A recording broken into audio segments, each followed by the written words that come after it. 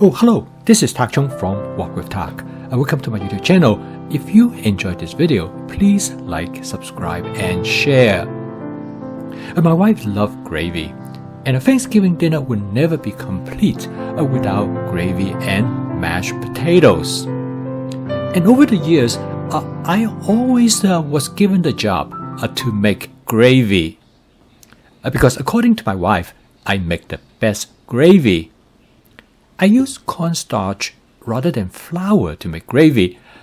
It is a technique that I learned when I worked in a Chinese restaurant as a cook during my college years. Cornstarch makes excellent sauce because it provides a very silky smooth texture. So when I receive a request from a viewer asking me how to create a sauce in stir frying, I decided to create a video on using cornstarch. Cornstarch is a thickening agent that will increase the viscosity of the fluid in the dish. There are many different types of starch that can serve the same purpose. Flour is a good example. The other example include arrowroot starch and tapioca starch. They all have slightly different properties, but cornstarch is most frequently used in stir frying. One of the main reasons is that cornstarch is a very effective thickening agent. In fact, it is twice as effective as flour. Furthermore, cornstarch is relatively inexpensive. Cornstarch also thickens very rapidly, more so than most other starch, so it is very suitable for use in stir frying. So in this video, I'm going to tell you different ways that you can create a sauce during stir frying. Everybody knows that sauce is excellent for any type of dishes. When you have a sauce, the flavor can be carried by the sauce to different food ingredients in the dish. And by flavoring the sauce, you can flavor the dish as well. Of course, the most basic sauce is just simply by using some water. Here is a good example where I add a small amount of water to this chicken and mushroom stir-fry dish.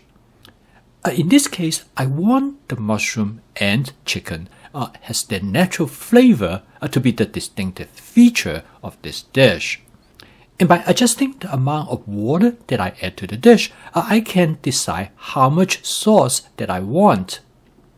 This approach is particularly applicable because I'm adding the chicken and mushroom to a pesto spaghetti pasta. In this case, I want the chicken and mushroom just represented by their natural flavor. The second approach to create a sauce is to use a sauce like oyster sauce and hoisin sauce. When you use this approach, you can see the power of the sauce in altering the characteristics of a dish. When you add oyster sauce, you automatically create a dish that has the signature of a Chinese Asian dish. And by adding hoisin sauce, you further change the characteristics of this dish. Both hoisin sauce and oyster sauce contain cornstarch. This provides a thickening agent that will create a sauce with a thick consistency. In fact, almost all pre-made sauces, such as a teriyaki sauce or the Panda Express orange sauce, they all contain some type of thickening agent, and most likely they have cornstarch.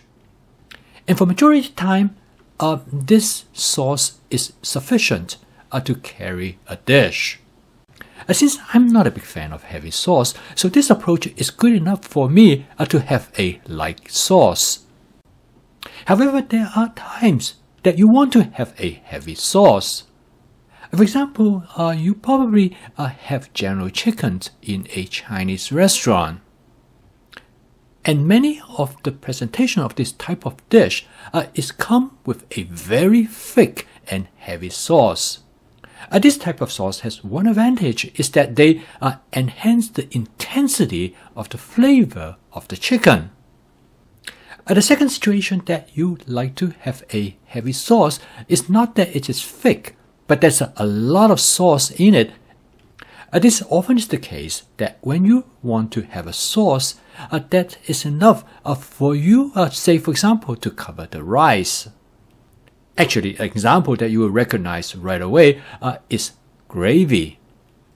A gravy is not thick in quality, but it is large in quantity. So you can use cornstarch to create either a very thick and condensed sauce, or you can use it to create a relatively light sauce, but in abundant quantity. The most common way to create such a sauce is to create a cornstarch suspension. In this case, you take a certain amount of cornstarch powder and you mix it with water. And now cornstarch will not dissolve in water. And if you let cornstarch sit, it will settle out of water. And therefore, you must mix the cornstarch well before you add it to the wok. The thickness of the sauce will depend on the concentration of your cornstarch. Usually, the ratio of cornstarch to water is about 1:1 or 1:4. When you add the cornstarch water suspension to the wok, you need to keep the heat on. The heat is responsible to cause the thickening. It causes the cornstarch molecules to form a gel. And you need to constantly mix the content in the wok. And as you stir, you can see the fluid start to thicken. Once you reach the desired thickness, you should stop and remove the wok from the heat. Because the cornstarch will continue to thicken if you continue to apply heat to the wok. As you cook, you can make adjustments to the consistency of the sauce. If you want it to be thicker, then you can add more cornstarch suspension. And if it is too thick, you can add some water. Through this process, you can create the consistency that you want with your sauce. And now there's another way to create a sauce which I use often because it is very simple and quick. Particularly if I want to make a quick adjustment to the consistency of the sauce. In this case, I will sprinkle the cornstarch directly into the wok. I will try to spread out the cornstarch as evenly as possible over the entire surface. Once I add the cornstarch, I immediately use the wok spatula to mix everything well. Again, I want to make sure that I keep the heat in low setting. If you mix all the ingredients with the cornstarch rapidly and immediately, this will prevent formation of any lumps. And this method works very well for me, and you might want to give it a try. It definitely makes it more spontaneous. So these are the different ways that you can make a sauce with cornstarch. I post a video each day to help you to make home cooking as part of your daily routine. Use my fast cooking system. This will help you to make home cooking practical, efficient, creative, and fun. If you'd like to learn more about my fast cooking system, please subscribe to my YouTube channel. So keep on cooking. I will see you tomorrow.